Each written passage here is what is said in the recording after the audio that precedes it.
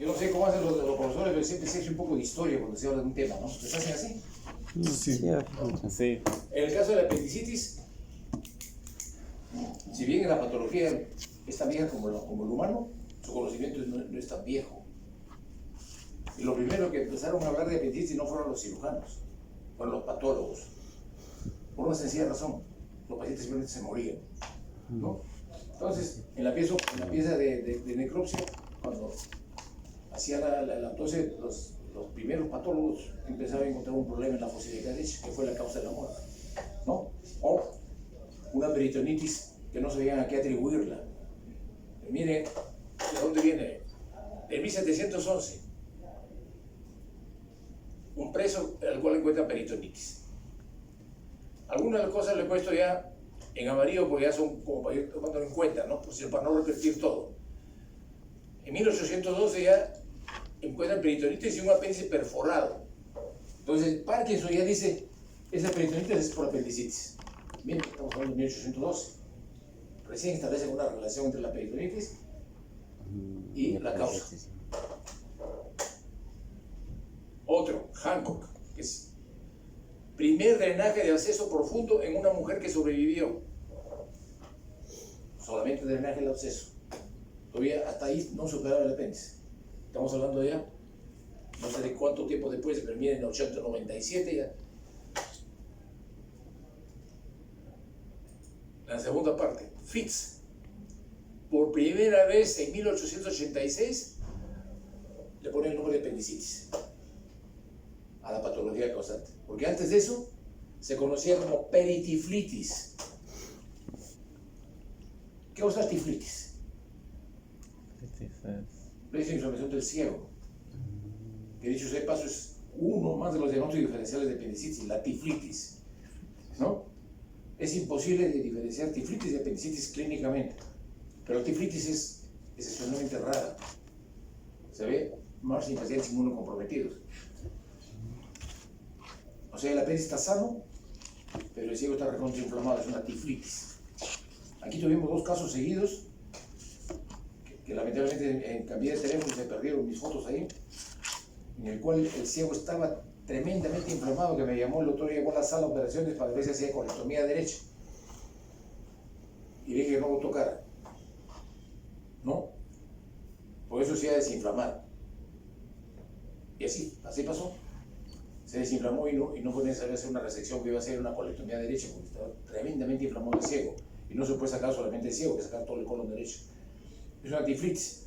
Entonces, al inicio, como la inflamación estaba alrededor del ciego, a esa patología le llaman peritiflitis.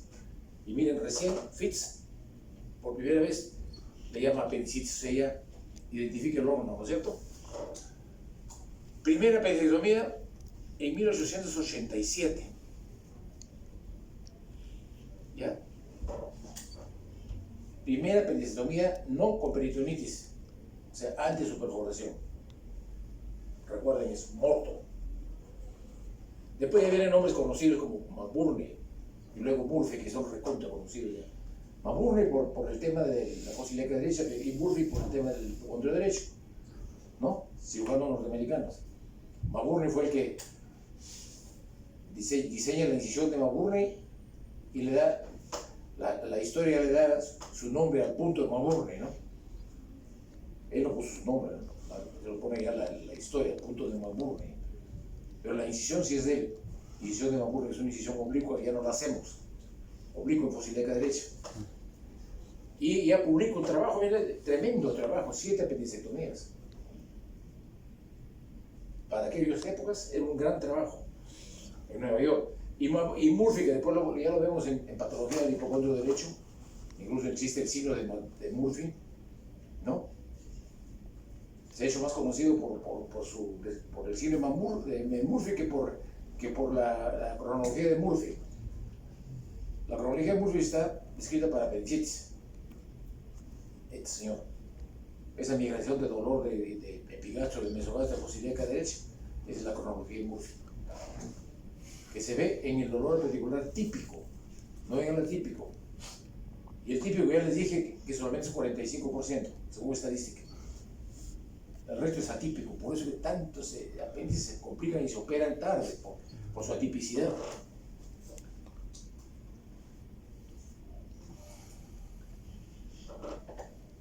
Este es un dato histórico. No se considera la primera apendicectomía porque esto fue un hecho casual, ¿no? Este Damián, que era un cirujano de guerra, miren, de Jorge II, estamos hablando del 772, antes de que hiciera la primera apendicectomía, esto operó un apéndice, pero no por el criterio de operar apéndice, sino que un paciente con una hernia complicada, ¿no? Pensó que estaba entrando a operar una hernia que se había perforado y encontró que lo que se había perforado en la hernia era un apéndice.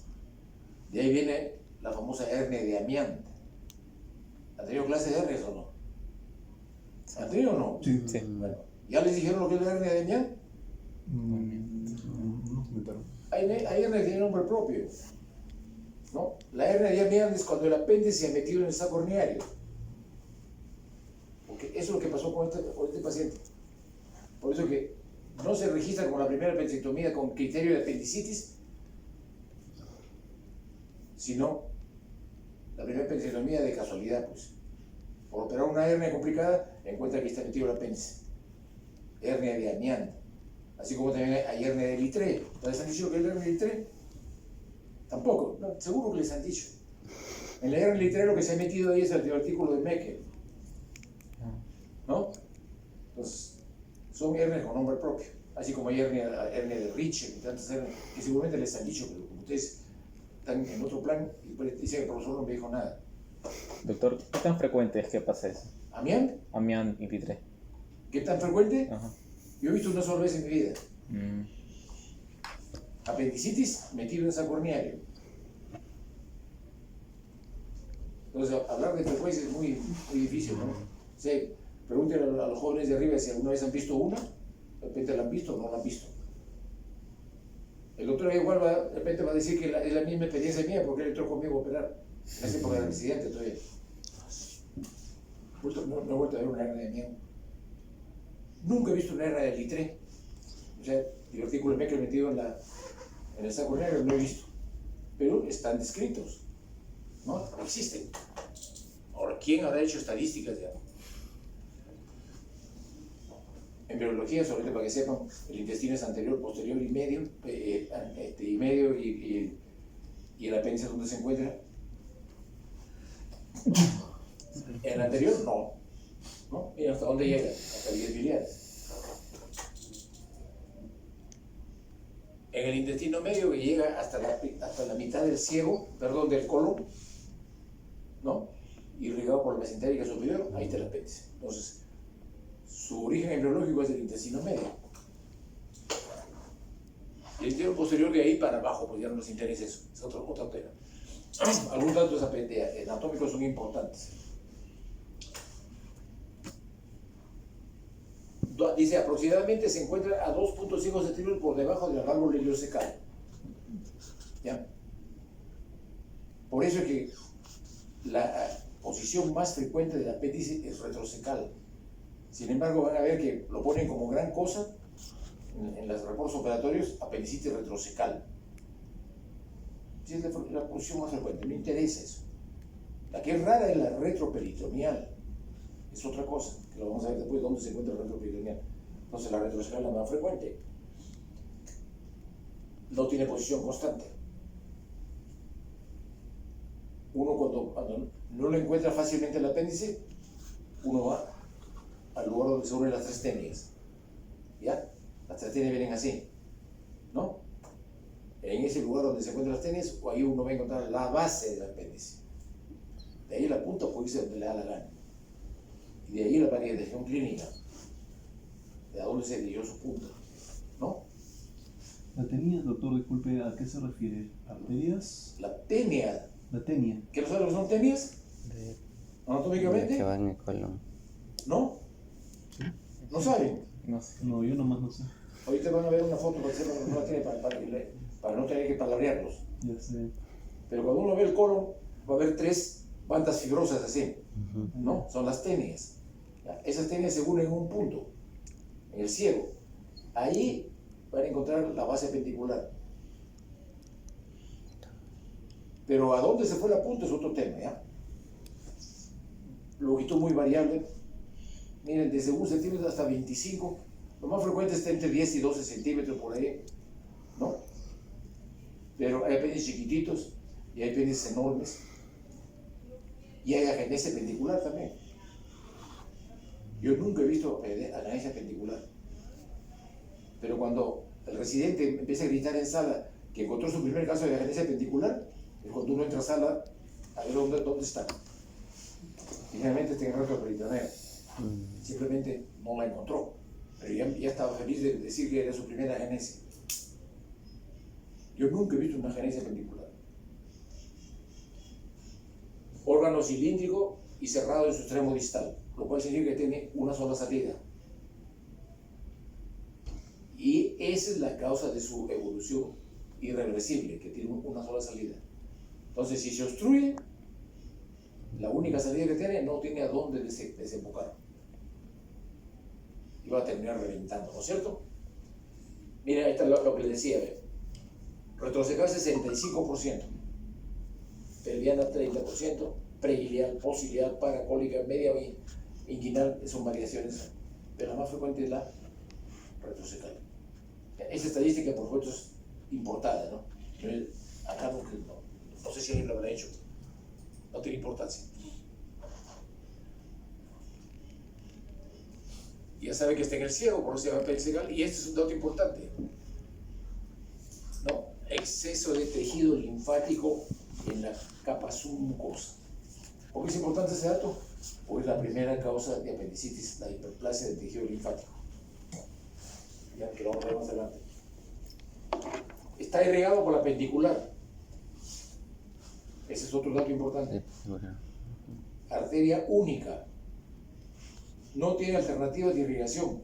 Es la única irrigación del apéndice. Por eso cuando se trombosa la pendicular se va a ir a la necrosis. Y la pendicular es rama de la biseco-pendícula cólica, ¿no es cierto? Sí. ¿Han ubicado las cosas? Sí. Biseco-pendícula cólica. Bueno, la rama terminal es la pendicular. Única arteria que irriga el apéndice. ¿Qué es la luz virtual, prácticamente? 0,1 centímetro cúbico de luz, prácticamente no existe luz, ¿no?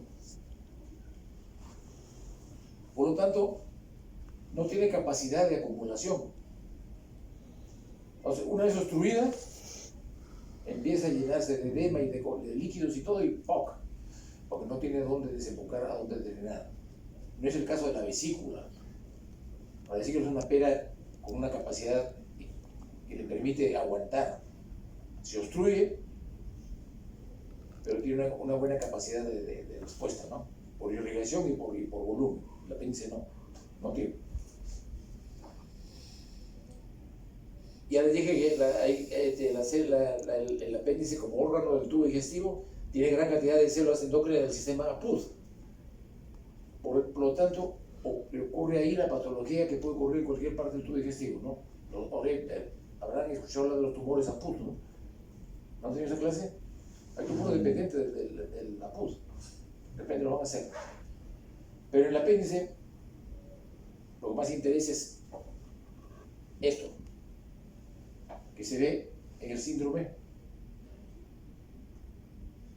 del tumor carcinoide, el síndrome carcinoide, ¿ya? Que también es parte del diagnóstico diferencial de apendicitis, el tumor carcinoide, que es más frecuente en el apéndice.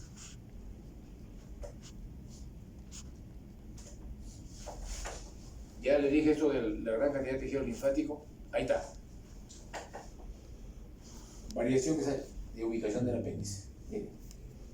Ahí están las tenias. ¿Ven? La tenia central, la están viendo, ¿no? Sí. No se ven las otras tenias porque las otras tenias están corriendo por acá, ¿no? Pero ahí se ve la tenia central. Miren dónde va a desembocar esa tenia. Acá, por acá viene la otra y por acá viene la otra, y ahí en ese punto está la base pendicular. Y miren la cantidad de variantes que puede tener la ubicación del apéndice. Primero, la variante del ciego, sin tener en cuenta las variaciones del apéndice mismo. El ciego, normalmente estaría aquí en la fosa ilíaca derecha, el ciego, ¿no? Por eso que el punto de McBurney es este. Unión de los dos tercios con el tercio internos con el tercio externo, ¿ve? Una línea imaginaria que da la espina ilíaca al ombligo. Es el punto de McBurney, ¿no? Y ahí se hacía también la incisión de McBurney. O se hace porque algunos todavía lo hacen, ¿no? Aquí sería la incisión de McBurney, así, oblicuo. ¿Ya? Antes era la incisión preferida versus las longitudinales, ¿no? O se hacían McBurney o se hacían longitudinales. Cuando yo era estudiante y hasta el interno, todo era McBurney o longitudinales. Entonces los cirujanos finos hacían McBurney, los chuscos hacían longitudinales, o sea, paramedianas, tremendo chuzazo, ¿no? Esa era la escuela antigua, decían incisión grande, cirujano grande, decían, ¿no? Esa era su excusa. El que quería hacer una McBurney, una incisión bonita, tenía que patalear un poco. Pero como es oblicuo y sin incisión, no tiene dónde crecer. No hay buena apertura. ¿Ah? No hay buena apertura. No tiene dónde crecer. Porque si la prolongas hacia la pelvis, hacia abajo. Si la prolongas para atrás, se va a la gran dorsal. Una roquilla ahí. No, no tiene dónde crecer. Un poquito crecerá, pero no tiene mucho. Entonces fue cambiada por las transversas. En el mismo sitio, pero la transversa. La transversa sí puede crecer. Si quieren, se llevan de encuentro el recto derecho. Y si no les es suficiente, cortan el recto del otro lado todavía. Y pueden hacer una tremenda incisión. Pero miren, entonces miren de su ubicación. Aquí puede estar arriba alto, un ciego alto. Puede ser un ciego bajo. Miren aquí, tan bajo como este. Este es un herrero de Damián. ¿Están viendo ahí? Es un herrero de Damián. O puede ser incluso que el ciego esté en el hipocondrio derecho. Por eso que el diagnóstico diferencial del apéndice entra todo. Es decir, todo órgano del abdomen les puede simular una apendicitis. ¿Ah? Y al revés, una apendicitis puede simular cualquier patología de otro cuadrante. El ejemplo más claro que tienen ustedes a la vista es la señora con colecitis aguda, que es un síndrome de ciliaquis derecha. Pero incluso puede estar al lado izquierdo. Es un situs transverso. ¿Ya? Y te va a dar una patología del lado izquierdo. Y en ese caso el diagnóstico diferencial va a estar con enfermedad diverticular, o diverticulitis en este caso. Por eso a la diverticulitis se le conocía como apendicitis del lado izquierdo, porque el cuadro clínico es igualito. Desde el punto de vista del examen clínico y la anamnesis igualito es, pero en el lado izquierdo. Yo nunca he tenido una apendicitis del lado izquierdo, pero sí he tenido situs inverso entrando por vesícula, ¿no? Evidente que fue laparoscópica. Entré por una colestectomía con cuadro clínico de vesícula, ecografía que decía que la vesícula estaba con cálculos, pero estaba en su sitio. Cuando entramos, vesícula ni el polvo, ¿no? No lo encontramos la vesícula. Empezamos a buscar más allá y lo encontramos en el lado izquierdo de la vesícula. Y como no la podíamos manipular, tuve que convertir la operación. Porque la entramos como para operar al lado derecho. No podíamos cogerla, estaba por allá metida. ¿No? Estando en sala ya, después de sacar la vesícula por cirugía abierta, para estar seguros, empezamos a ver el resto del abdomen. Porque le pregunté al anestesiólogo, mira por favor la placa tórax de este paciente. ¿Está normal? Me dijo. ¿Dónde está el corazón? En su sitio. Está en el lado izquierdo, como siempre. Pero la vesícula está en el lado derecho. Vamos a comprobarlo. Empezamos a comprobar y el apéndice estaba acá.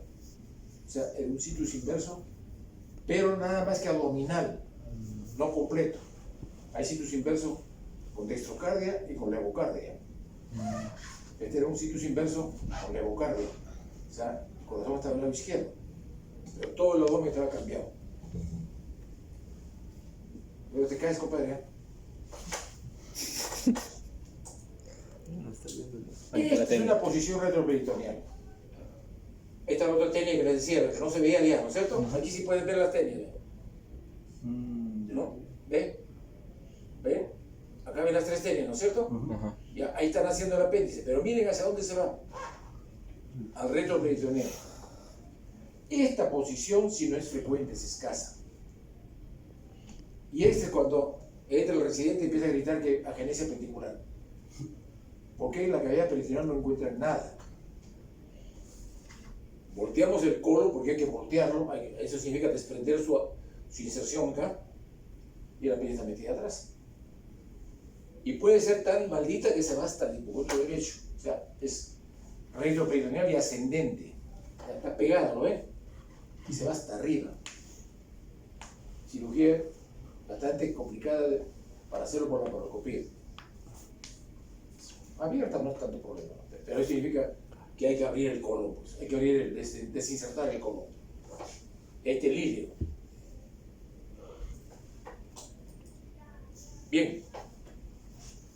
La causa más frecuente de buen agudo en cualquier país del mundo a nivel de hospital general. ¿Ya? No a nivel de instituto especializado. A nivel de hospital general, la causa de buen agudo más frecuente. Más frecuente entre 10 y 30 años. Ahí está en la curva, famosa curva de campana, ¿no? Empieza bajito, termina bajito y la curva está entre 10 y 30 años. Y eso tiene una razón. Que tiene que ver con la etiología. La causa más frecuente de apendicitis es hiperplasia del tejido linfoide. Muy bien. ¿Qué tiene que ver con la curva? Bueno, los niños tienen escaso tejido linfático, ¿no? Y los viejos también por degeneración. Entonces, la mayor cantidad de tejido linfático se ve en esos años y coincide con la mayor incidencia. ¿Ya? A medida que avanza la edad, va perdiendo peso esta causa etiológica y empieza a pesar más el coprolito. Porque la segunda causa es coprolito o fecalito. Entonces, los viejos pesa más el coprolito que la hiperplasia. ¿Ya? Pero en la incidencia es más escasa en los extremos de la vida. En los chicos y en los viejos es más infrecuente. No significa que no haya. Hay. No hay mayor diferencia por sexo. Eso puede ser pregunta de examen, doctor. Las Ahí causas. tiene la incidencia. 60% de hiperplasia, 35% de fecalito y el resto es una miscelánea, ¿no? Tumores, cuerpos extraños, parásitos, lo que quieran. Pueden ser causales, ¿ya? Pero, ahí están las dos causas fundamentales y tienen 95%. ¿Está bien? Doctor, ¿y en niños cuál es la cosa más frecuente? En niños, ¿En niños hay? hiperplasia de tejido linfoide, pero más frecuente, pero como causa comparándolo con el fecalito. Ah, ya. Pero en la casuística general en niños es menos frecuente que en el adolescente y el adulto joven. Claro. En lo que sí es más frecuente que el fecalito en los viejos, ¿no? También puede haber fecalitos en jóvenes, ¿ah? Pero aquí tenemos la estadística. Fisiopatología. Esto define todo. Si le preguntaran cuál es el fenómeno fisiopatológico que explica la apendicitis, una obstrucción en asa ciega. ¿Qué significa obstrucción en asa ciega? Que se obstruyó la única salida que tiene porque no hay otra. ¿No? Es una obstrucción en asa ciega. ¿En qué otro caso vemos una obstrucción en ciega? En el bólulo. ¿No? En el bólulo se tuerce, ¿no? Y la asa que está obstruida no tiene salida para ningún lado. Pues. También es asa ciega. ¿No es cierto? Pero, por ejemplo, si tuvieran una obstrucción por una brida en el intestino delgado, ¿es en asa ciega? ¿Qué dicen? No es, pues, no. Porque también está tapado para el progreso del contenido, pero puede salir por arriba, pues. De hecho, empieza a vomitar, ¿no? O se le pones una nasogasia y empieza a salir por el contenido. No es asa ciega. Pero si es bólulo del intestino delgado, una torsión también sería en asa ciega. ¿Está claro? Entonces, esa es la definición. La bacteriología es importante que lo sepan porque tiene que ver con el tratamiento médico, ¿no? Siendo órgano dependiente del colon, la flora es de colon. Por lo tanto, es una polimicrobiana. Domina anaerobios y negativos. negativos. Dentro de esos, está en rojo. Bacteriología frágiles por los anaerobios y Escherichia coli por los gram negativos. Los demás también existen, pero no son tan frecuentes. Sigue la Klebsiella, la Pseudomonas no es frecuente, pero en las complicaciones se puede ver Pseudomonas. Y cuando ustedes ven un paciente operado de apendicitis o de cualquier otra patología inflamatoria del intestino delgado o del intestino grueso, perdón, en la cual empiezan a ver una secreción verde esmeralda en la herida, eso es Pseudomonas. Es un verde casi como la chaqueta, verde esmeralda, ¿no? Que se nota al toque, pero uno lo ve en los apósitos ya se metió Pseudomonas. No huele la Pseudomonas como creen. Cuando apesta una herida, esos son anaerobios. La pestilencia no los anaerobios. Cuando yo era estudiante o hasta interno, creo todavía, pasaban los cirujanos viejos, decían, huele a coli, le decían, ¿no? Y atribuían el olor al Escherichia coli. Falso. Después se supo que el olor lo daban los anaerobios. ¿Ya? Por eso cuando se abre un absceso rectal, es una pestilencia que te inunda el ambiente completo. Y cuando uno opera, te queda el olor, te pasa a través de los guantes de la podredumbre. Fisiopatología.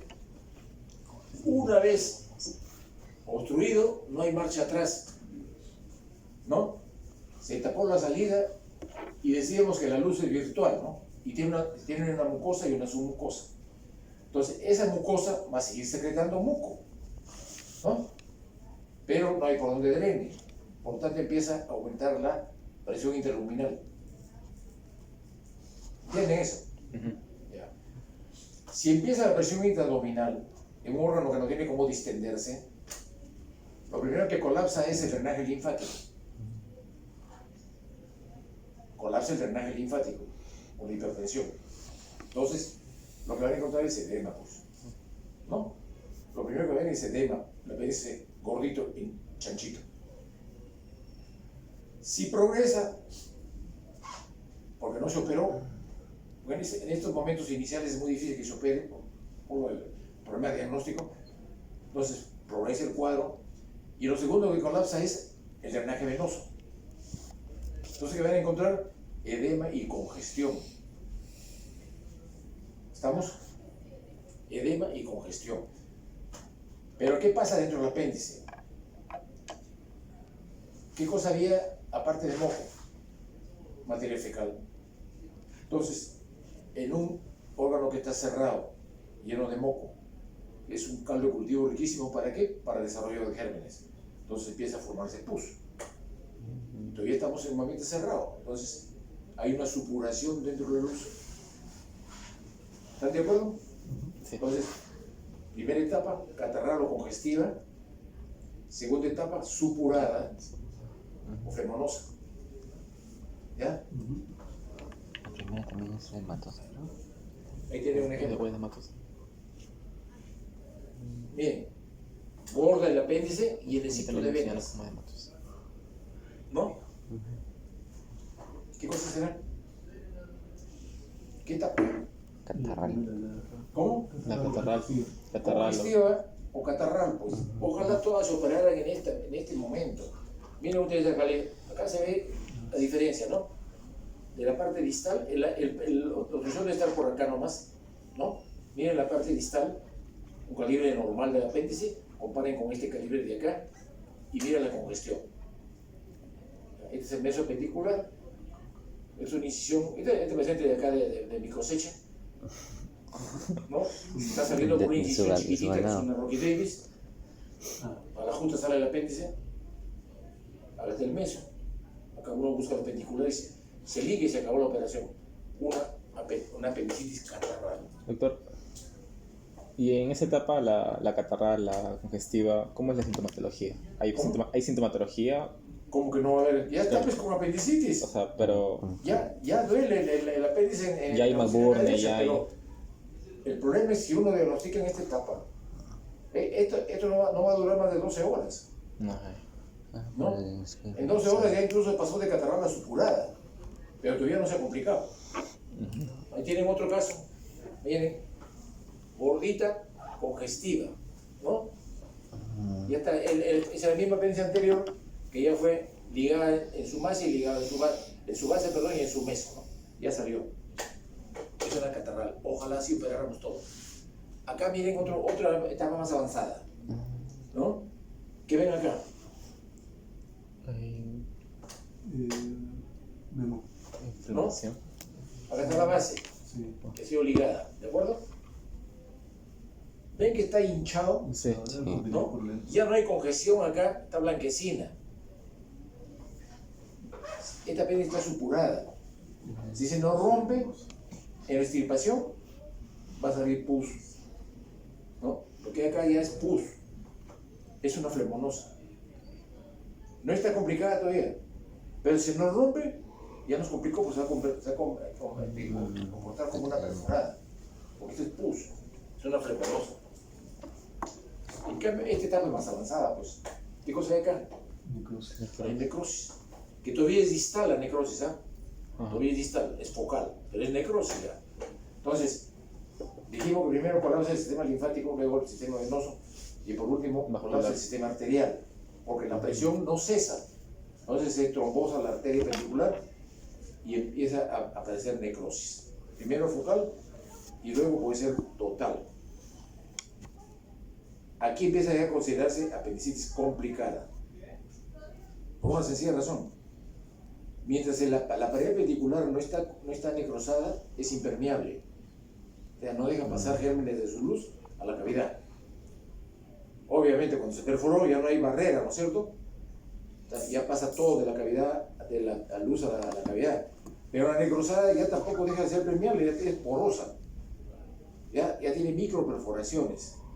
Por eso se considera complicada a la necrosada y a la perforada. Miren, la diferencia que tienen acá y el resto del apéndice, ¿no?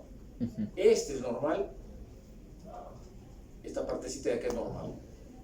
De aquí para acá ya está con aspecto necrótico, ¿no? Esto va a punto de reventar, pero la base está reservada, da para ligar la base. Eso significa que la obstrucción está a este nivel. Esta ya ni hablar, ¿no? Esa no es el apéndice de la foca farfán. Es una apéndice totalmente necrosada. Ya está totalmente necrosada. Ahí la única pregunta que hace uno, ¿a qué distancia de la base terminó la necrosis? ¿No? Porque si la necrosis llegó hasta la base, no hay nada que se pueda ligar. ¿No? Por eso cuando los internos o residentes dicen Va a ser frío. apendicitis totalmente necrosada, se ligó base, mentira. Dígame que estaba a 1 centímetro o medio centímetro si quita la base, pero si está totalmente necrosada no pueden ligar, pues. Base fiable. Eso es otro cuento de base fiable. Pero si está totalmente necrosada no pueden ligar. Tendrá que cerrarse con puntos, con jareta, como quieran, pero base ligada ya no podemos poder ver. Entonces puede ser que la necrosis haya llegado a 1 centímetro. Entonces hay que decir, necrosada hasta 1 centímetro de su base, por lo tanto la base se puede ligar.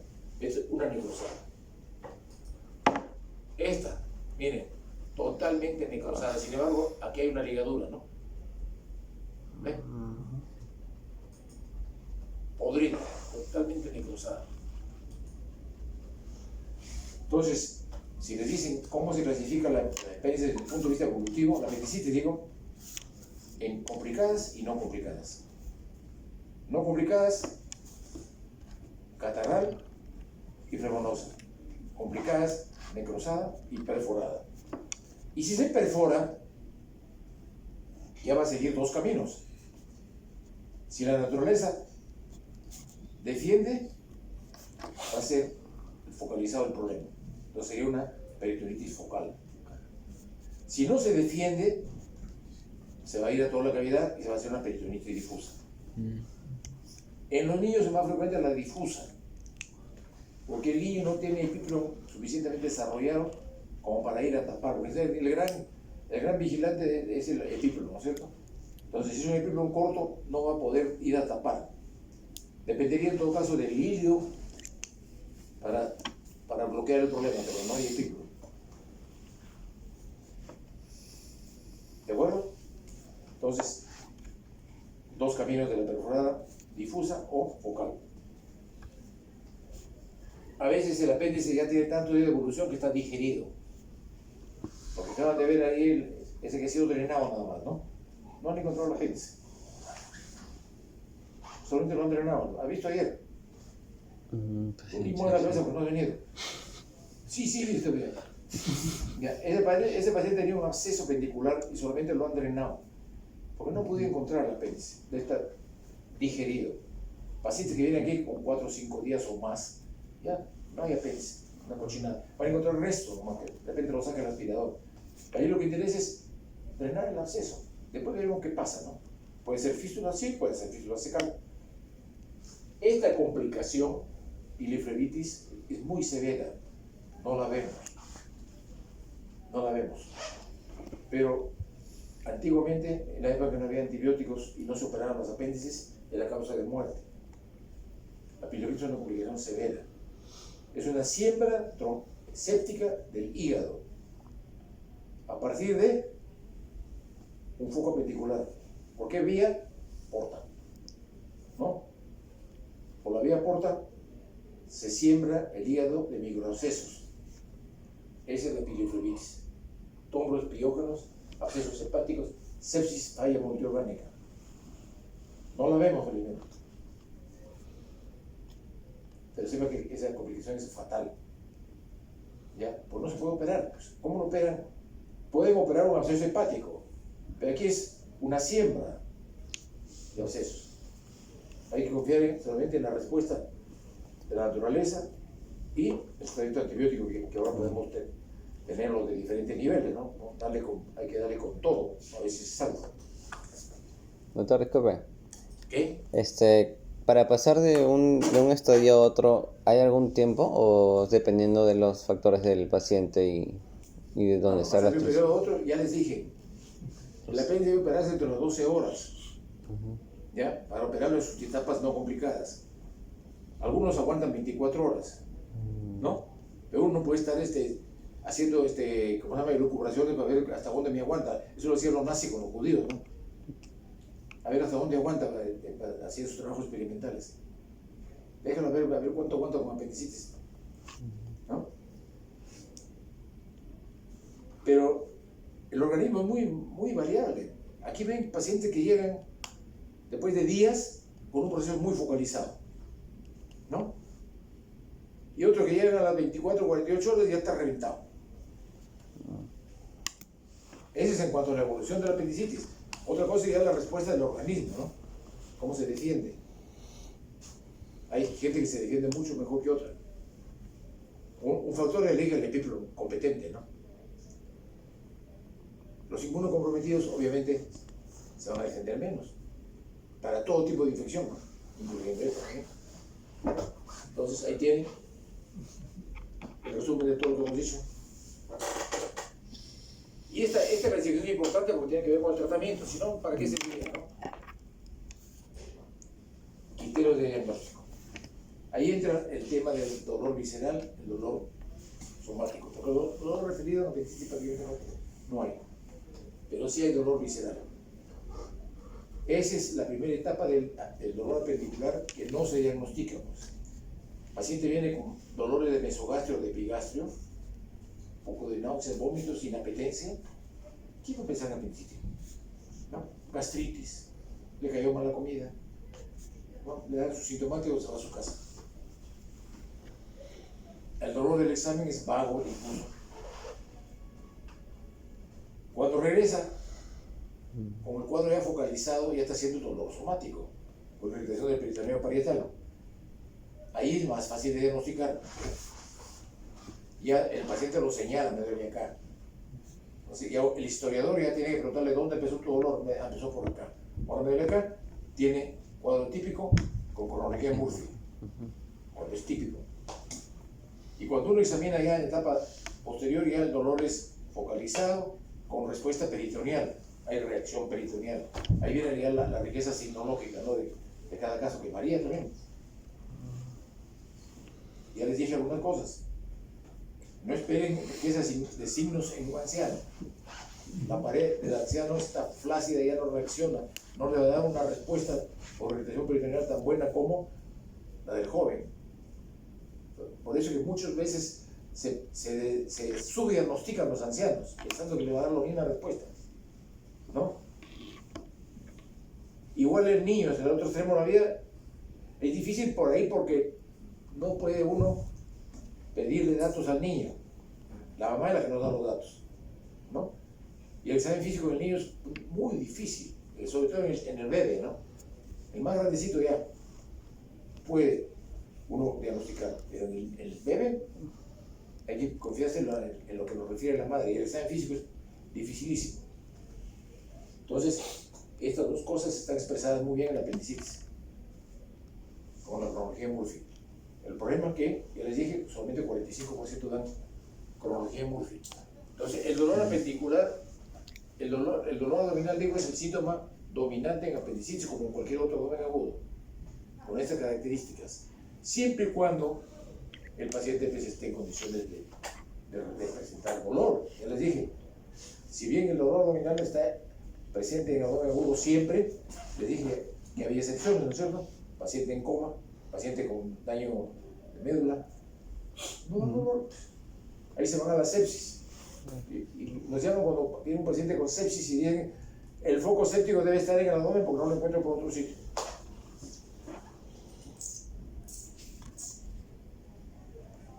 Miren todo lo que puede haber. A la cabeza dolor abdominal. Hiporexia, náuseas y vómitos se ven en la primera etapa, ¿no es cierto? Sin embargo, pueden estar ausentes. Hay pacientes que están con apetito. Yo he visto chicos que tienen apendicitis y están con su chocolate. Y es más, piden chocolate y la madre les da para que se calmen, ¿no? Pero no vayan a decir después a la universidad que yo les he dicho que en la apendicitis hay apetito. Así fue un alumno una vez a decirle al autor, en esa época, el Kruger era el coordinador. El doctor Iberico nos ha dicho que la apendicitis viene con apetito. No. Puede haber apetito, pero lo más frecuente es que haya inapetencia, pues, hiporexia, ¿no? En cuanto a estreñimiento o diarrea, igual. Generalmente la diarrea no es parte del cuadro clínico, pero hay pacientes que tienen diarrea. ¿Y por qué tienen diarrea? Porque el apéndice en su ubicación tan disímil que hay, puede estar pegada al intestino y lo estimula, ¿no es cierto? Y hace peristaltismo acelerado. O puede estar pegada al sigmoides, en apéndice que están hasta el otro lado, y estimulan el sigmoides, y puede haber diarrea, pero no es parte del cuadro clínico. Lo más frecuente es que tenga deposiciones normales o incluso esté estreñido. ¿Por qué? Porque hay hilio segmentario por lo menos. No busquen fiebre de inicio, no es parte del cuadro clínico. Ahí después de temperatura menor de 38, y temperatura menor de 38 no es fiebre, ¿ya? Algunos le llaman febrícula. Pero cuando un paciente tiene pocas horas de evolución, viene con dolor abdominal, de voz ilíaca derecha y de frente con fiebre, duden. Es muy probable que tenga otro cuadro infeccioso. No es la fiebre inicial. Puede ser infección urinaria, puede ser que una enterocolitis que está haciendo fiebre por Shigella, por Salmonella, lo que quieran. Pero la fiebre no es parte del cuadro inicial. Cuando ya está complicada, obviamente, si ya se perforó, se puede venir con tener fiebre, ¿no? Si tienen absceso, con mayor razón. Esto ya no se hace. Eso de disfunción anorrectal, antes era, me acuerdo cuando trabajaba en la asistencia pública de grado, de estudiante, a todos los pacientes que tenían con cuadros superiores de apendicitis, termómetro oral y termómetro rectal. ¿Para qué? Para ver la diferencial. Y a veces creo que había un solo termómetro que le ponían primero abajo y después arriba. No tiene sentido. La única condición en la que podría aumentar la temperatura rectal es cuando el apéndice es pélvico, ¿no? Entonces aumenta la temperatura del recto, pues, por vecindad. Pero si no, ya no se hace esta maniobra ya, pero por historia. Y ahí viene la sinología, mira. Punto de Mulroney y signo de Bloomberg son los más descritos en las historias clínicas. Pero yo siempre le digo a los internos residentes cuando me ponen punto en Mamburne positivo. Yo le digo, ¿cómo lo examinaste? ¿Con un dedo? ¿Así? ¿O con las dos manazos en la fosa ilíaca derecha? ¿Cómo crees que se examina? Con un dedo, nadie examina con un dedo, todo debe tener dos manos en la fosa ilíaca derecha. Entonces, ¿cómo es el punto de Mamburne? Lo que hay en realidad es dolor en fosa ilíaca derecha, ¿no? De refilón también duele el punto de Mamburne, pero nadie examina así para decir que el punto de Mamburne es positivo. Ponen Mamburne positivo, lo que están diciendo es que hay dolor en fosa ilíaca derecha, ¿de acuerdo? El Bloomberg sí sigue siendo el Bloomberg, porque es rebote, ¿no? Pero también tienen que saber sacar un Bloomberg, pues. No es que tengo que meter las manos hasta la mesa, eso lo va a doler cuando tenga la apendicitis, ¿no? Y después ¡pum!, lo sueltan así, ¿no? Uno está examinando, en primer lugar, para examinar hay que empezar por el sitio que no le duele. Dice que tiene dolor en la fosa ilíaca derecha, empiecen por el otro lado y van dando la vuelta, ¿no? Para que vean, cuando lleguen a la fosa ilíaca derecha, recién notan la diferencia, el paciente se defiende, ¿no? Sin preguntarle, ya detectarán ustedes que hay dolor diferente al resto del abdomen, salvo cuando la peritonitis es difusa, que duele todo. Entonces, una vez que han localizado el dolor, lo sueltan. Y van a ver que el paciente dice que le dolió más la descompresión que la presión. Ese es un Bloomberg positivo. Y hay otros signos, como el Robson, ¿no? Ya saben que es dolor contralateral. Apresiona el lado izquierdo y duele el derecho por desplazamiento del contenido intestinal al otro lado. La presión se transmite y duele el otro lado. Robson positivo. El psoas es positivo en los apéndices que son posteriores, ¿no? Así no. Paciente en decúbito lateral izquierdo, así, pierna extendida, y lo hace que haga esta maniobra. Con pierna extendida. De patear para atrás. Cuando patear para atrás, el psoas es empujado hacia adelante, ¿no? Y si el apéndice es posterior, va a chocar ahí. Psoas positivo. Se hace muy poco, ¿no? Se hace muy poco, pero sepan en qué consiste y para qué sirve. Y el signo del taloneo no tiene un nombre propio, ya les dije cómo es. Paciente en puntas de pies y lo hacen que caiga sobre sus talones, ¿no? Y le duele el taloneo. O lo suben a la primera gradita de las emergencias que siempre tienen su escalerita y lo hacen que salte de ahí y le duele, ¿no? Poco se hace esto, es cuando el cuadro clínico es difícil. Entonces ya hacemos todo pues para ver qué le encontramos, ¿no? Vamos a también hacer puño de percusión atrás, a veces duele atrás, ¿no? Más que adelante. Estamos ahí en el problema, ¿es una infección urinaria o es una apendicitis retrocecal? O sea, ya los demás signos uno puede hacer lo que quiera, ¿no? Si quieres inventas un signo y le pones mi nombre. Ya, cuando el caso es difícil uno hace de todo, ¿no? Y ya también vienen los exámenes auxiliares pues, para ayudarnos. Tanto rectal doloroso fosa ilíaca derecha, otra cosa que ya no se hace mucho. Ya no hay rutina. ¿En qué casos habrá tanto rectal doloroso? En el mismo caso en que hay aumento de temperatura, pues. Aquí la apéndice tiene que ser pélvica, para que esté cerca al dedo, ¿no?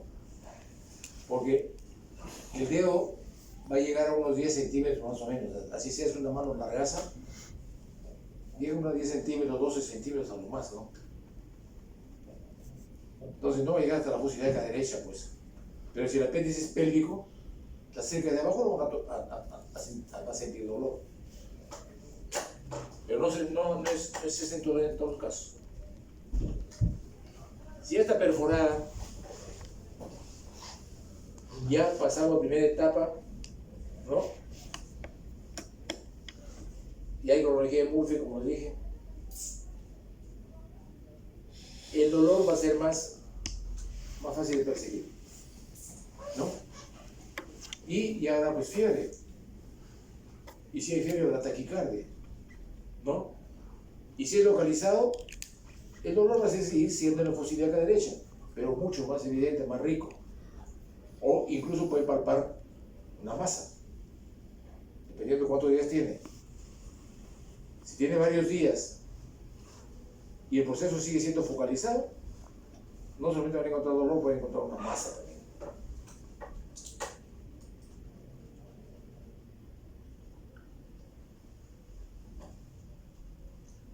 Mire, esto de Barraco es un cirujano de Cayetano Heredia que ya murió, era el jefe. A mayor edad, el dolor tiende a ser más atípico, ¿no? La tipicidad está en relación con la edad. Más joven, el cuadro clínico es más típico. Más viejo, más atípico.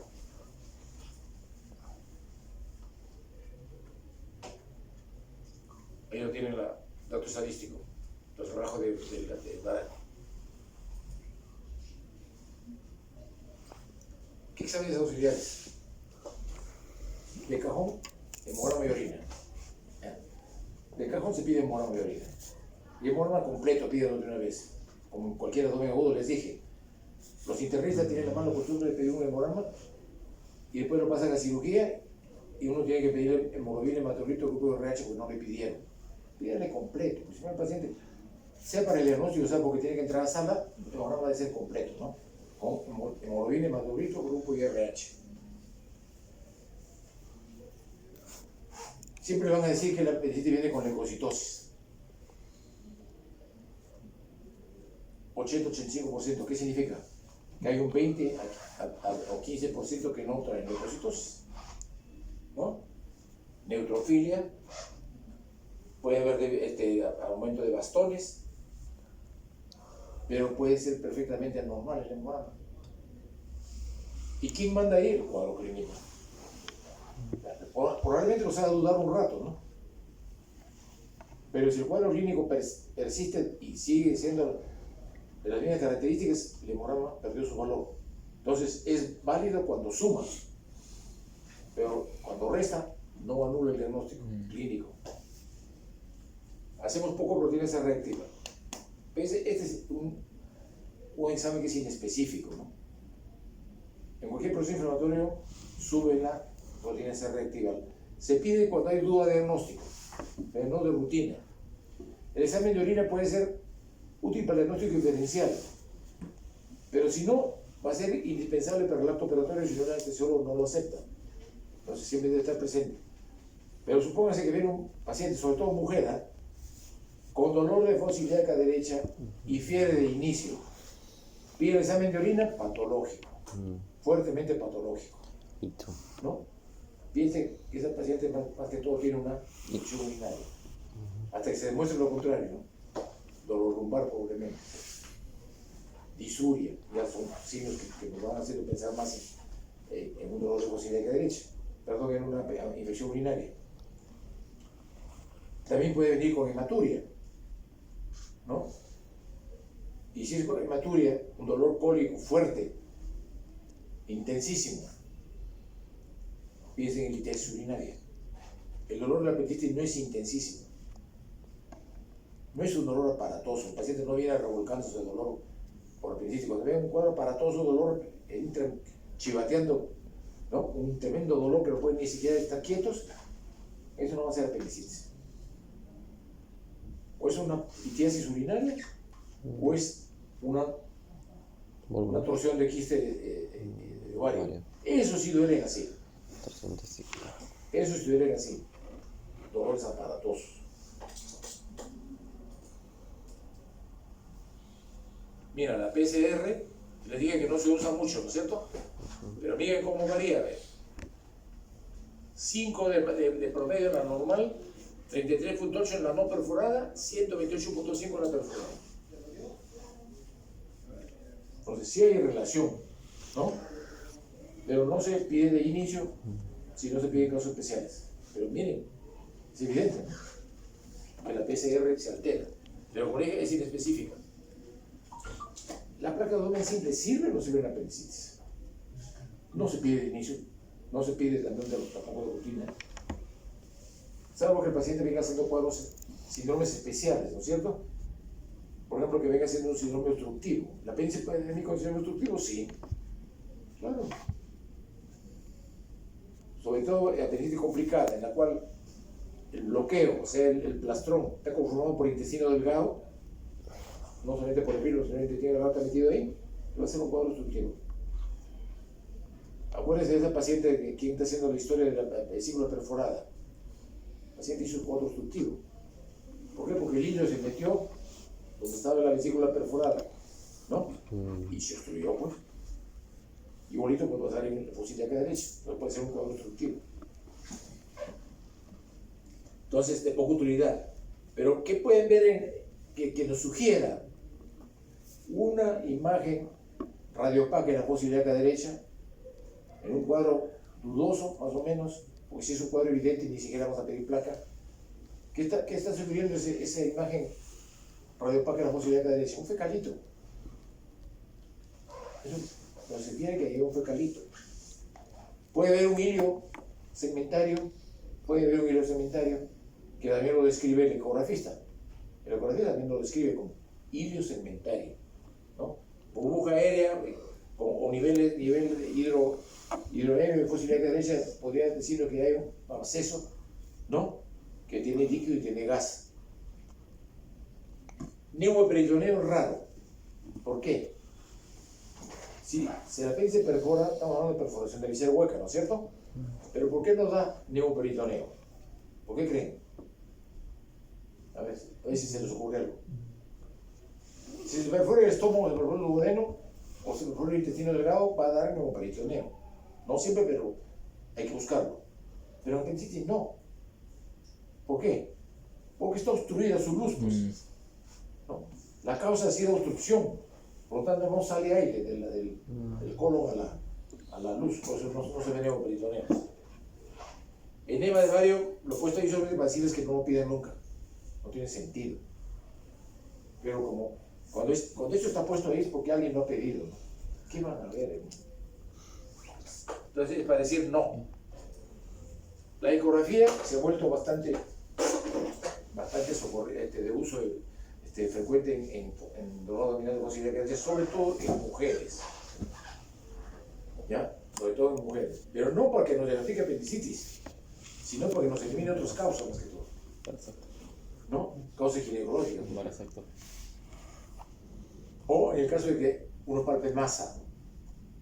Un buen ecografista nos va a decir, sí, hay una masa en la fosa ilíaca derecha con características inflamatorias no tumorales, ¿no? Incluso se puede ver ahí el corporito metido dentro de esa masa. Y tiene algunos signos característicos, lo vamos a ver después.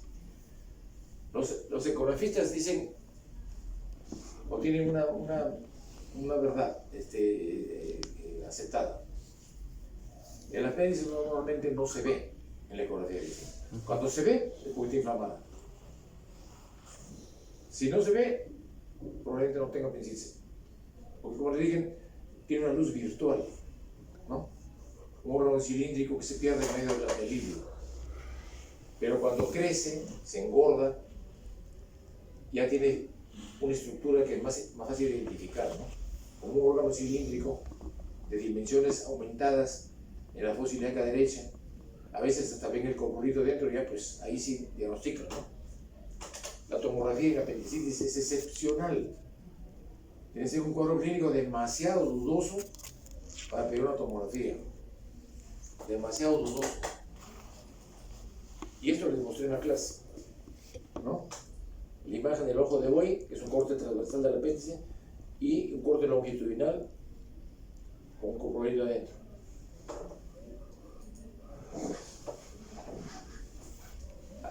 Muchos hablan del score de Alvarado, ¿no? Hoy hablan del score de Alvarado. No lo utilizamos el score de Alvarado, pero existe el score de Alvarado. Y en casos dudosos podrían hacer score de Alvarado. Incluso si quieren ustedes, hagan su tesis, pues, ¿no? Sobre score de Alvarado en la apendicitis. A ver, ¿qué tanto se cumple lo que está descrito en el score de Alvarado? Migración del dolor es la cronología de Murphy. Le otorgó un punto. Anorexia, otro punto. Náusea, otro punto. Dolor en cuadrante inferior derecho le da 2 puntos, eso es fundamental. El examen clínico. El Bloomberg, un punto más. Fiebre, 2 puntos. Leucocitosis, un punto. De dirección izquierda, 1 punto. Miren, en total, esto sumaría 10 puntos, ¿no es cierto? 3, 5, 6, 8, 10. 10 puntos. Pero miren abajo. 5 a 6 puntos compatible con apendicitis. 6 a 7 puntos, probable apendicitis. 8 a 9 puntos, diagnóstico muy probable de apendicitis. Y ninguno dice No sé, demasiado. apendicitis sí o sí. ¿No? Entonces nos acerca bastante el diagnóstico. Y abajo, de repente no leen, útil en niños y pacientes varones, pero alta tasa de falsos positivos en mujeres en edad fértil.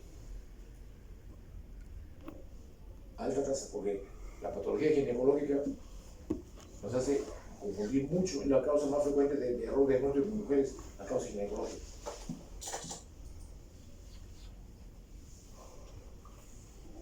Cuando ya se perforó, obviamente empieza a aparecer la fiebre, la taquicardia, la masa palpable, ¿no? Y la ecografía en este caso va a diagnosticar la presencia de esa masa o la presencia de líquido libre, o ambas, ¿no es cierto? La ecografía, la tomografía le dije que es excepcional. El laboratorio ya más posible que haya leucocitosis con desviación izquierda y la ecografía va a ver líquido o imagen tumoral. Si la cosa es difusa, si un paciente viene por peritonitis difusa, se diagnostica peritonitis, ya no se diagnostica apendicitis. Solamente vamos a ver qué puede ser esa causa de esa peritonitis. Eso diagnostica el portero, pues, ¿no? Paciente con peritonitis, abdomen tremendamente doloroso, difusamente doloroso, ¿no? Con una riqueza signológica enorme y hasta séptico, ¿no? Febril séptico. Ojalá que esté con leucocitosis y desviación izquierda. Les digo ojalá porque puede venir con leucopenia y en ese caso el paciente ya dejó de defenderse, el paciente está con una grave inmunocomprometido, gravemente inmunocomprometido. Mientras tenga leucocitosis se está defendiendo, pero cuando viene con leucopenia, el paciente ya está haciendo una sepsis a gran negativos, está gravemente enfermo.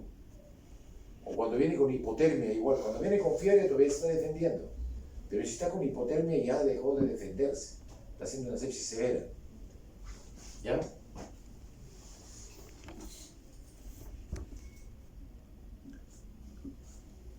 Ahí tiene el laboratorio, granulociones tóxicas, líquido libre en cavidad en las imágenes. El diagnóstico diferencial. Otras causas intraabdominales de dolor agudo. Entra todo, pues. ¿No? Ahora, los órganos que están más fácilmente cerca del apéndice, ¿qué cosas son? El mismo ciego, ya les dije, la tiflitis, el ilio, ileitis, ¿no? Ganglios, adenitis mesentérica, divertículo de Meckel, a más o menos en el primer metro del intestino terminal, adenitis mesentérica, que puede dar diverticulitis, divertículo de Meckel que puede dar diverticulitis y hasta divertículo perforado y se comporta igualito que una apendicitis. Todo eso en las cercanías, ¿ah? Vamos a los genitales,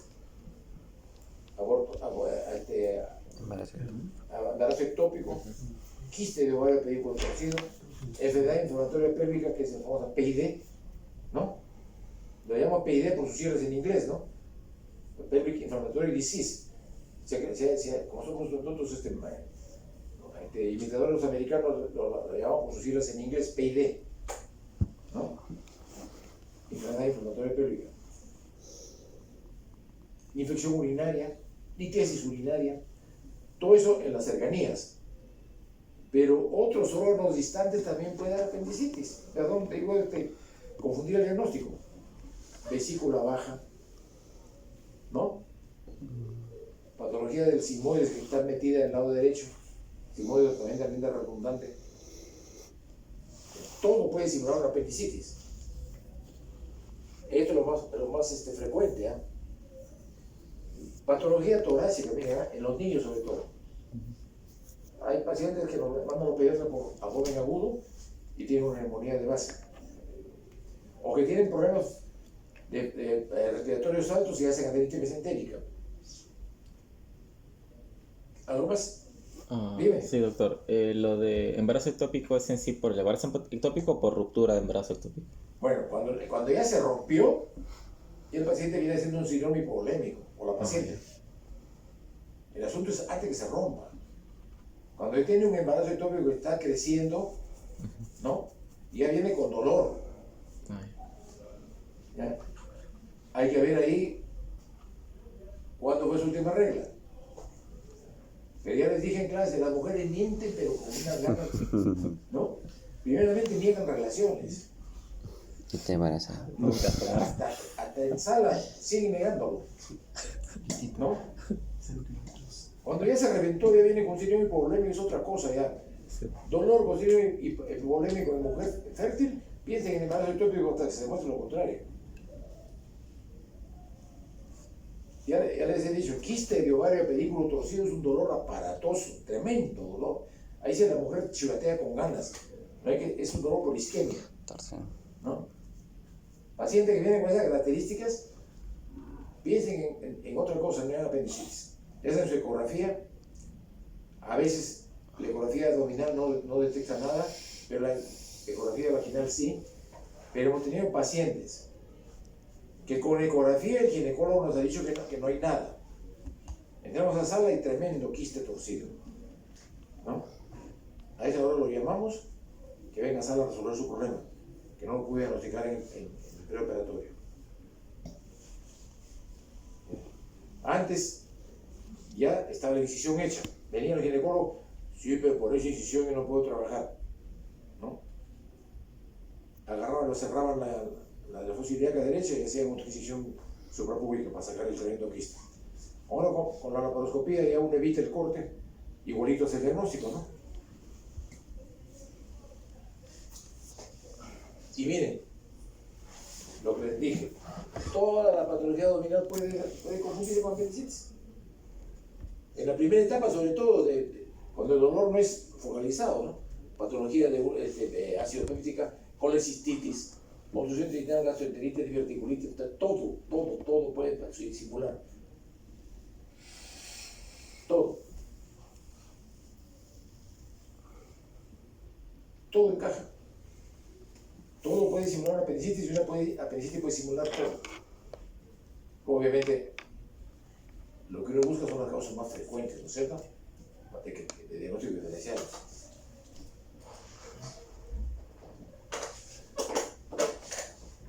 Sigue siendo un problema diagnóstico. Mientras más experiencia tiene el cirujano, más posibilidades de acertar. Mientras más joven es el cirujano, más posibilidades de que se equivoque. ¿Ya? Miren, cirujanos jóvenes hasta 50% de apendicitis SAS, dice. Apéndices, no debería ser no es apendicitis, sino apéndices SAS. ¿Qué significa apéndices SAS? Es un término que utilizamos para que el paciente no se entere, ¿no? Cuando pasamos la visita, ¿qué ha sido? SAS, decimos, ¿no? Es decir, sin alteraciones significativas. No tenía nada del apéndice. Para que no... Para adentro. Puede ser que el apéndice no tenga nada, pero sí había otra causa que justificaba la intervención. Un quiste de ovario, por ejemplo, bien operado, ¿no? Un divertículo de Meckel inflamado, bien operado. Causas ginecológicas que no debían operarse, como la enfermedad inflamatoria pélvica, claro, no debía operarse el tratamiento médico. Pero por lo menos hay una causa, ¿no? Que explique el dolor. Pero a veces no encontramos ninguna causa. Eso es lo que se llama la parotomía en blanco. ¿Ya? La parotomía en blanco. Ahí no hay nada. Ahí eso sí es difícil de explicar al paciente, ¿no? En ese caso, ¿qué se hace? Bueno, ya lo abrimos, sacar el apéndice, pues. Por si acaso. ¿Para qué? Porque no haga apendicitis más a futuro, porque ¿para qué le vamos a dejar el apéndice? Pues ya lo cortamos, total, ¿no? En varones jóvenes no más de 15-20% de apéndices SAS. En mujeres de edad fértil puede pasar el 30%. Más problemas diagnósticos hay en mujeres que en hombres. Miren, lo que les decía, niños pequeños, con más de 30% perforadas y error diagnóstico 30-46%. Por eso yo le dije en la clase que con el niño hay que ser veterinario, ¿no? Para sacar la historia, el niño no informa nada. Y en ancianos ya les dije por qué. Miren, altísimo índice de complicación, ¿por qué? Porque subdiagnostica. Los gestantes también les he dicho por qué, ¿no es eso? La gestante Mala- tiene dolores Claro. durante la gestación. Umbrales. Tiene fiebre, tiene leucocitosis. El crecimiento del útero empuja el ciego hacia arriba, por lo tanto ya no esperen que el dolor esté en la fosa ilíaca derecha. ¿Qué más? Hace febrícula, tiene leucocitosis, ¿no? Tiene varios factores por los cuales es difícil la apendicitis en gestante. Y miren abajo, la clínica siempre manda. Esto lo copié porque es una gran verdad. El gran nivelador de la cirugía y un antídoto para la autosuficiencia diagnóstica. O sea, les castiga el ego de los cirujanos, ¿no? Hasta ahora, ¿no? El cirujano tiene un ego muy alto, ¿no? Es soberbio, ¿no? Uf, el dios de la emergencia. En todo el mundo, ¿no? Hasta en países pobres como el nuestro. La apendicitis lo sigue bajando, haciendo pisar tierra, también sigue equivocando el diagnóstico. Por eso la gran sentencia de Homer. Ahí tiene otra sentencia. Salvará más vidas cuando operan más síntomas de probabilidad que ante signos de certeza. El precio será una que otra laparotomía en blanco. Entonces, mejor equivocarse por exceso que por defecto. No por asegurar el diagnóstico, terminamos operando pura peritonitis. ¿Ya? Si el cuadro clínico es muy sugerente a apendicitis, hay que operar. Si no fue, mala suerte pues. Antes los seguros no querían pagar en la actividad privada. No querían pagar cuando uno se equivocaba en el diagnóstico. Ya las evidencias pues, ahora nos obligan a pagar.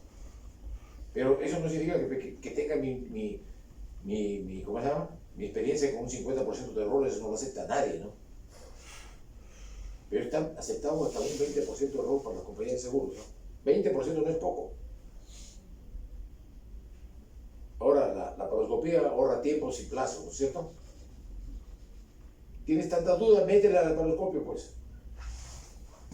¿No? Si es apendicitis, por ahí nomás se resuelve. Si no es apendicitis, nos dirá que otra causa hay, o de repente no hay ninguna. Nos evitamos la laparotomía en blanco. Ahora cerramos la laparoscopía en blanco, que es menos agresiva, menos traumática, ¿no?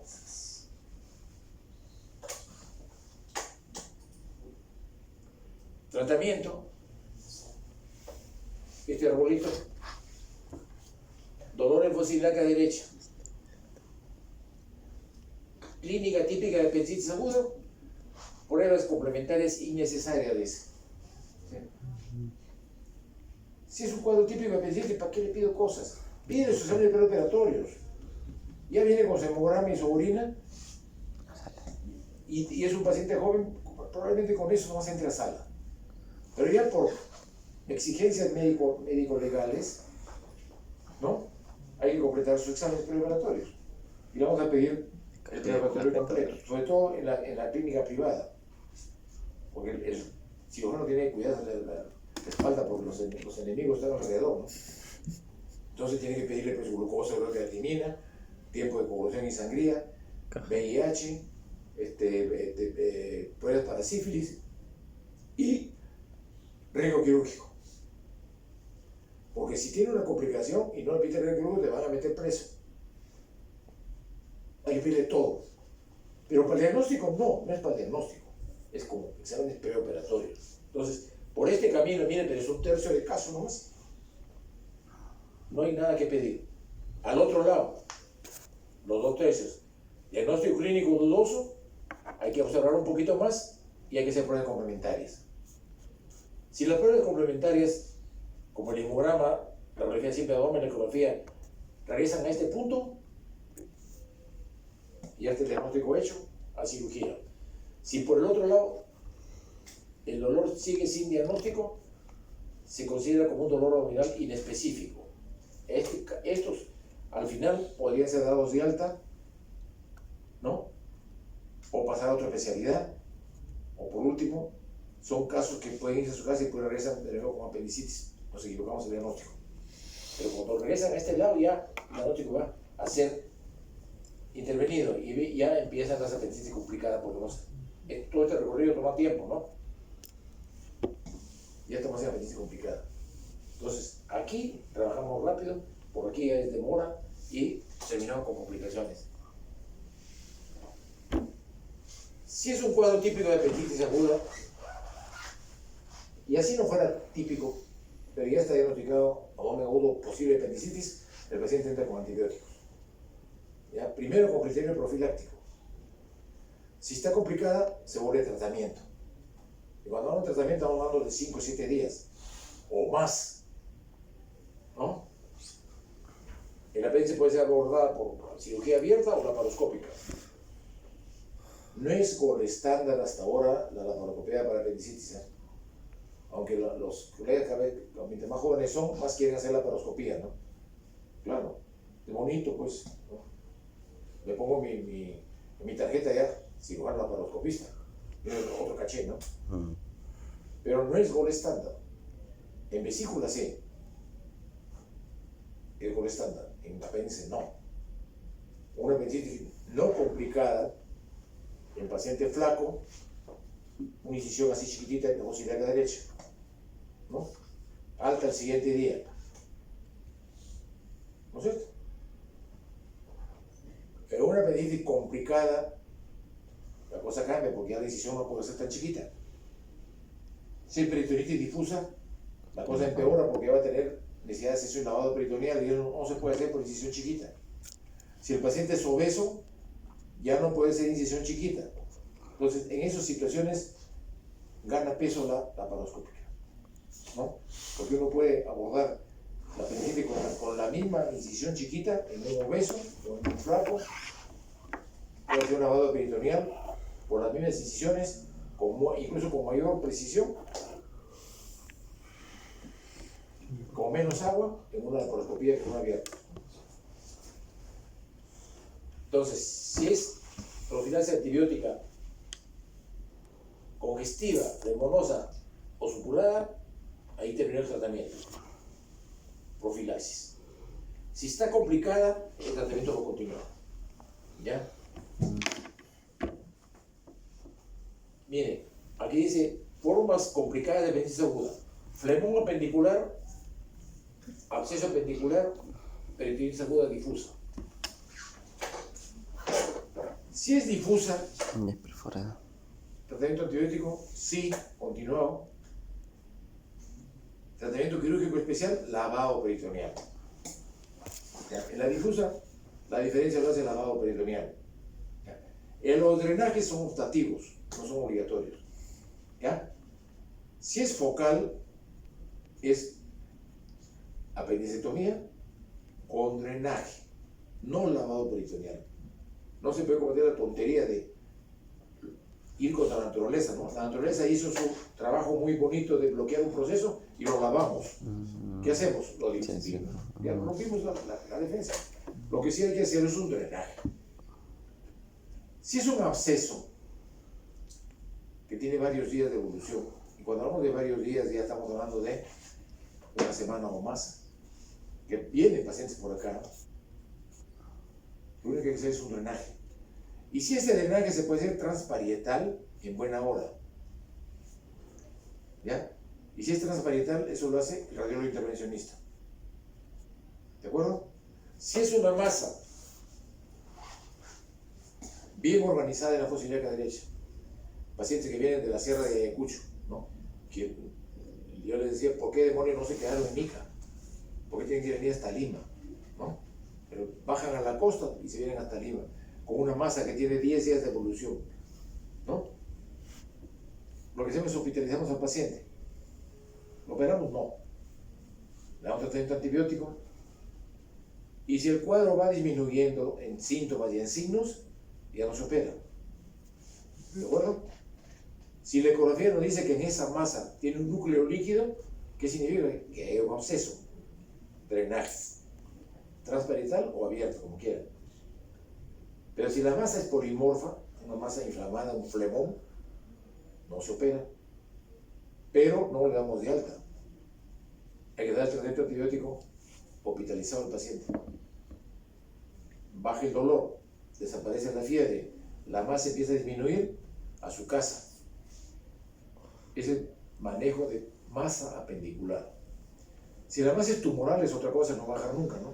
Hay que hacer otro tipo de exámenes. Doctor, ¿es diferente masa apendicular que plastrón apendicular? Lo mismo, el término plastrón es un término regional. En la literatura internacional lo que van a encontrar es masa apendicular. Hasta en inglés, appendicular mass, con doble S. No voy a encontrar el término plastrón en inglés. Pero entonces dices... Es el manejo de la masa apendicular, estamos hablando de plastrón. Sí. Ya. Pero ese plastrón, una cosa que ven como un plastrón de 3 días, ¿no? Y otra vez que ven como un plastrón de 10 días. ¿No? Un plastrón de 3 días va a tener que ser operado, es lo que llamamos masa caliente. Okay. Ese de 10 días probablemente tiene una masa fría, por eso aguantó tanto tiempo. Entonces, métanse a operar una masa de esas. Va a encontrar un pulmón tan organizado que para deshacerlo van a terminar lesionando probablemente una masa delgada o volumen ciego. ¿Para qué?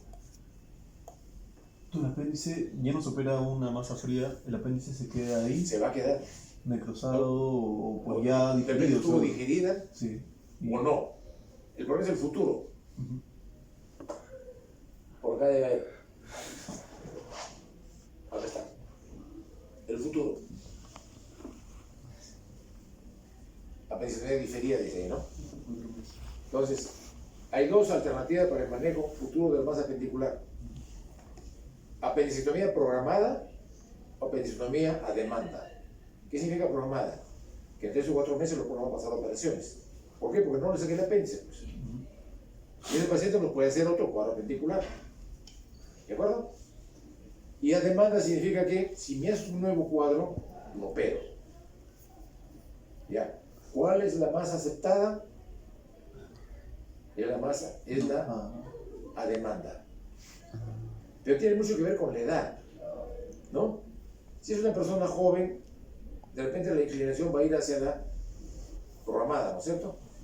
Porque tiene mucho tiempo para hacer otro cuadro apendicular. Pero si es un viejo, que ya fue raro que haga apendicitis, va a ser más raro que me vuelva a hacer otro, ¿no es cierto? Lo dejo ya a demanda.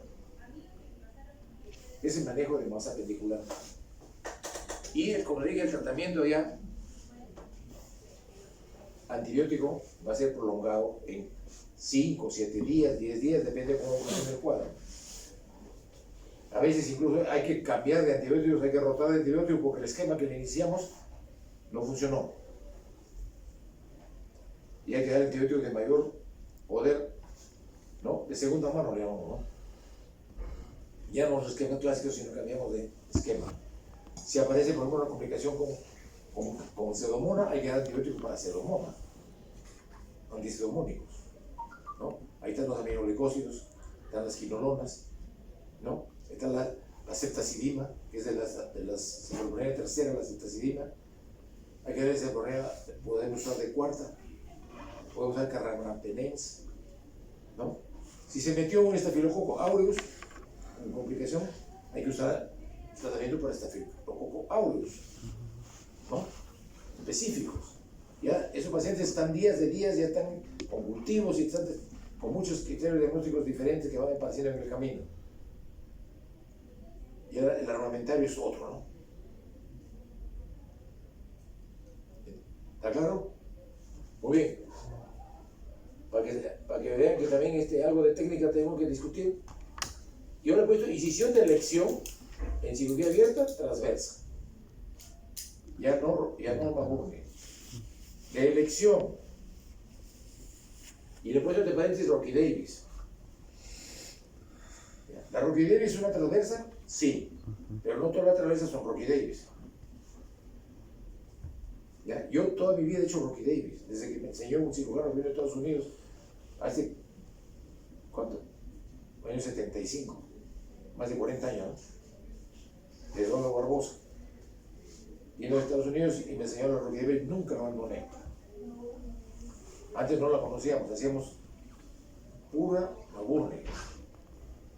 ¿En qué consiste el Rocky Davis? Es transversa, sí. Pero hay que abrir parte de la vaina del recto. Parte nomás. Y el recto es empujado hacia la línea media. Ventajas, que el recto con su vaina, sobre todo en paciente hombre joven, da muchas dificultades para la separación. En cambio, cuando uno lo abre un poquito y lo retrae hacia la línea media, no lo corta, la cosa se hace muy suave para manejar adentro. Entonces, con una pequeña incisión, tenemos adentro una buena exposición.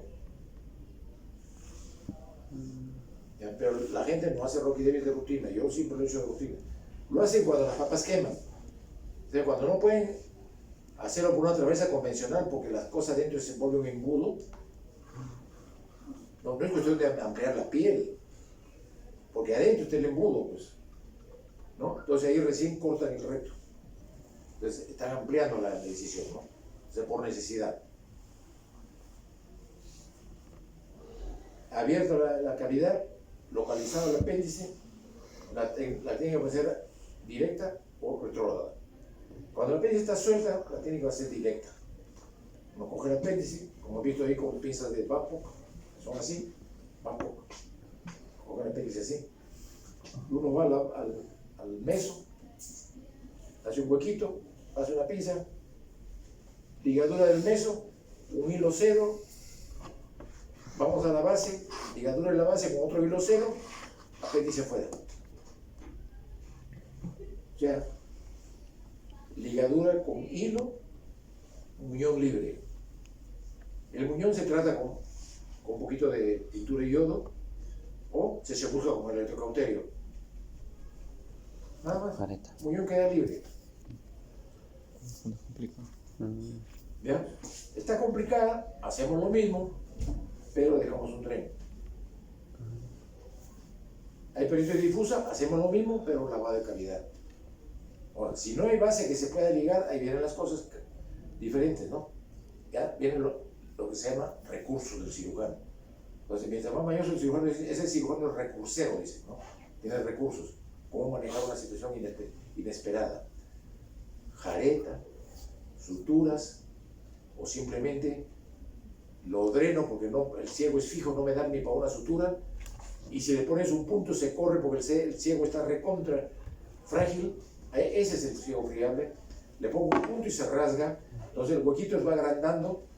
No cometan la burrada de seguir poniendo puntos porque cada vez va a ser más grande. Drenen simplemente. ¿Nos dará una fístula? Bueno, pues no va a ser una fístula. Fístula seca, pero lo importante es que te drene agua. ¿Cómo se llama? El peritoneo se cierra con una sutura absorbible, ¿no? El celular cutáneo también, o no se cierra el celular cutáneo, uno no lo cierra, no es obligatorio. La ponerosis sí, con una sutura absorbible de mayor resistencia.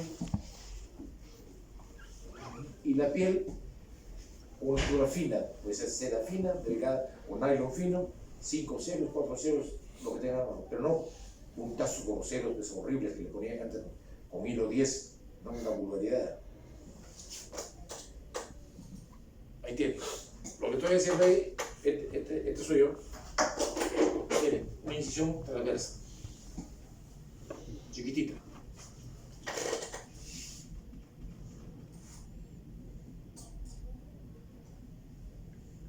Miren, se ha cogido el ciego, ¿ya? Ahora, cuando el ciego es móvil, la cosa se simplifica, ¿no? Uno puede traer el ciego hasta la pared. Cuando el ciego es fijo, la cosa es más difícil. Hay que trabajar adentro. No se puede mover el ciego. ¿Ya? Miren, ahí está el ciego afuera, ¿no? ¿Lo ven? Es el ciego, no es el apéndice.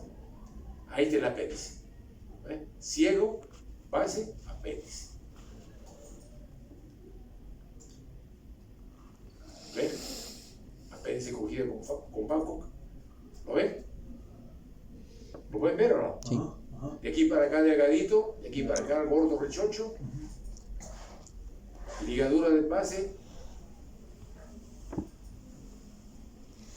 Hilo cero. Ligadura del meso. Apéndice afuera. ¿Qué les queda? La herida. Esto que está comiendo aquí, ¿qué cosa es? Peritoneo. Que se cierra con una sutura de material no absorbible. Y queda esta incisión. ¿De qué tamaño es? Compárenlo. ¿Qué cosa es esto? Es lo ombligo. Miren la dimensión del ombligo y miren la dimensión de la incisión. Una incisión linda de Rocky Davis. Por eso que le digo que en apendicitis todavía no es por estándar la laparoscopia. Esta pequeña incisión la cerramos con sutura fina, le ponemos su tegadero, al día siguiente se va a su casa igualito que la laparoscópica. ¿No? Vale, cada una incisión al final bonita, salvo que el paciente tenga la mala suerte de hacer cicatriz viciosa, ¿no? Ese sí es problema del paciente.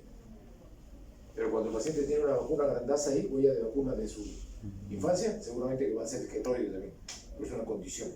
Es una incisión de Rocky Davis, chiquitita. ¿No es entonces por estándar la? Si la cosa es focal, no lavar, les he puesto ahí. La incisión es la misma, no lavar. Todo sigue igual. Lo único que cambia es el drenaje.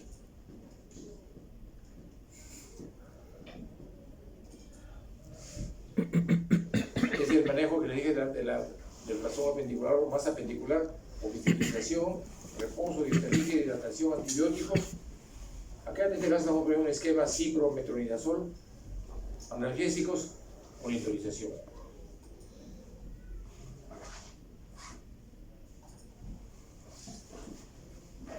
Si la cosa está como peritonitis difusa, lavado de cavidad. Esto que le he puesto aquí es porque asiste el artículo, ¿no? 100 centímetros cúbicos por kilo de peso, dice. ¿Ya? Pero eso es falso. Cuando los internos me preguntan, doctor, ¿cuántos litros le va a poner? Hasta que puedes tomar un vaso de agua, lo que sale de adentro. Cuando ya puedes tomar un vaso de agua, ya recién ya terminé de lavar. ¿No? Entonces, ¿qué pasa si le ponen a un individuo de 70 kilos 7 litros de agua y sigue estando cochino? ¿Qué? ¿Lo van a dejar porque ya cumplí? ¿No? Tengo que lavarlo hasta que salga limpio. Y lavar peritoneal es lavar toda la cavidad, todos los espacios. Sobre el hígado, sobre el vaso, debajo del hígado, debajo del vaso, las dos correderas, interazas. O sea, tengo que sacar el mondongo a un lavatorio, lavar el mondongo ahí, ¿no? Pelvis, que es donde finalmente chorrea todo hay que lavar. ¿Para qué? Para evitar que quede un poco de pus por ahí escondido y no salga un absceso residual, que ahora se conoce como ISO 3. Por eso es que el lavado peritoneal sí es mucho más fácil hacerlo con laparoscopía que en cirugía abierta. Cirugía abierta no se puede hacer por incisión chica. Y terminamos encharcados, ¿no? Todo el agua en el piso. En cambio, en cirugía abierta con 3 litros lo puedo lavar muy bien. ¿Ok? Aspiro la pus de arriba, lo lavo, aspiro. Me voy a otro espacio, lavo y aspiro. Lavo y aspiro. Lavo y aspiro. Lo pongo al paciente al final en semifolder, ¿no? Todo cae al pelvis, lo único que aspiro es la pelvis. Drenaje relativo, ¿no? No es necesario hacerlo. Ahí tienes, esto es un lavado peritoneal. ¿Cómo creen que se puede hacer por incisión chica? ¿No? Y encima si el cirujano tiene mano grande, ¿no? Cuando la doctora Rosa Quispe era mi residente, la famosa Rosa Quispe, ¿no? La flaquita, ¿no? Que ahora ya es madre y tiene más de 40 años y sigue pesando 40 kilos mojada, ¿lo han visto, no? Yo decía a ella, mete tu mano tú mejor, porque si meto mi mano me tengo que agrandar mucho la herida. Y ella metía su mano hasta el codo para abajo. Es un lavado peritoneal. Si no, está mal hecho. Entonces, ahí sí gana peso la cirugía laparoscópica. Pues. Bueno, esto solamente para que sepan cómo se hace más o menos la laparoscópica. Así viene la colocación del equipo.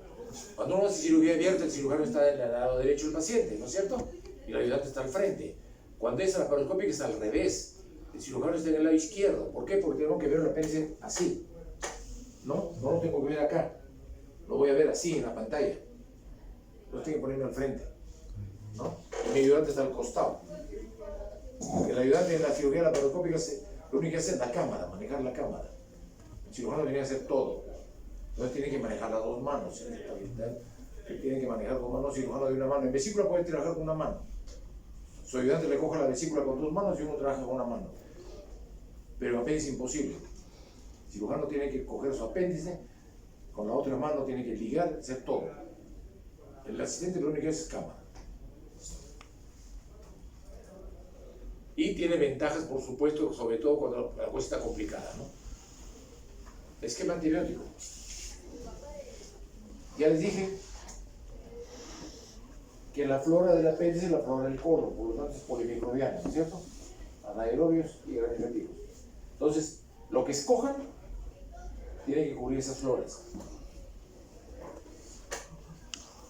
Miren, en las cefaloporinas tenemos cefoxitina, cefuroxima, cefotaxima, ceftriaxona, cualquiera de esas puede usar. El problema es que en nuestro país no hay cefuroxima parenteral. Entonces, no nos sirve en el preoperatorio ni en el intraoperatorio, pero puede servir para el postoperatorio. Cefalosporina de segunda o tercera generación, sí. Abajo. Asociaciones de gentamicina o clindamicina con metronidazol. O gentamicina con clindamicina. Estamos asociando un vinoglicósido con un anaerobicida. O puede ser, en lugar de gentamicina, puede ser amicacina con metronidazol o con clindamicina. Estamos asociando, ¿no es cierto? El asunto es que curamos la flora mixta. Tratamiento, necrosada 7 días, difusa 7-10 días, acceso pendicular 14 días. Cuadros especiales, apendicitis en niños, apendicitis en ancianos, apendicitis en gestantes, ya les dije esto, todo esto. ¿Qué complicaciones puede haber? Lo que es infección nervioperatoria, absceso de pared y abscesos residuales, todo esto ahora se considera ISO. ¿No? ¿Les han dicho? Han tenido clases de días en técnica, ¿no? Sí, doctor. ISO 1, ISO 2, ISO 3. Esto ya no se usa. ISO 1 es una infección de pared superficial, es decir, entre la ponerosis y la piel. Es el ISO 1. El ISO 2 es una infección de pared, pero más profunda, entre la ponerosis y el peritoneo. ¿Ya? Y lo que antes era abscesos residuales, ahora se considera ISO 3. Es decir, está dentro donde estuvo el órgano infectado, ahí quedó un absceso. Ese es el ISO 3. Entonces, la infección de herida superficial y profundas se prevé con el lavado de la herida, ¿ya? O dejando la herida abierta. La infección del ISO 3, o sea, la que queda dentro, se previene con el drenaje o con el lavado peritoneal. ¿De acuerdo? Para cualquiera de ambas situaciones, antibiótico tratamiento. ¿Qué otro puede haber a futuro? Obstrucción intestinal. Claro, por vías de adherencias puede haber obstrucción intestinal. Fístula secaria, le he dicho en qué situaciones. Cuando no se puede ligar la base, o cuando se ligó una mala base y se escupe la ligadura. Fístula secaria. Evisceración, generalmente en pacientes que están muy comprometidos con peritonitis difusas, ¿no? De varios días de evolución, desnutridos, esos pacientes se evisceran. ¿Ya? A veces la evisceración es aguda y aparatosa, que uno entra y sale inmediatamente porque se desmondonga. Otra cosa es posterior, ¿no? Y otra cosa es evisceración bloqueada, es decir, toda la pared está abierta, pero no se han salido las tripas afuera. Es una evisceración bloqueada. Eventración es proceso crónico, a largo plazo. En ese caso la piel está cubriendo, ¿no? Pero no hay ponerosis. Otra peritonitis o hemorragias. Claro, las hemorragias son complicación de cualquier problema, ¿no es cierto? De cualquier acto quirúrgico. Y la peritonitis puede ser porque vino con peritonitis o porque hace una nueva peritonitis. Si vino con peritonitis por apendicitis, es una peritonitis secundaria, ¿no es cierto? Si hace otra peritonitis, es una terciaria. Pero eso ya lo hemos visto como en agudo. Y gracias. Ahora, preguntas. Oye, mándame mi correo porque no encuentro nunca mi bendito USB. Doctor, desde la etapa congestiva se puede ver el apéndice en ecografía. ¿Qué? Desde la etapa congestiva se puede ver el apéndice en ecografía. Ya les he dicho que sí. Pero también les he dicho ayer que cuando el cuadro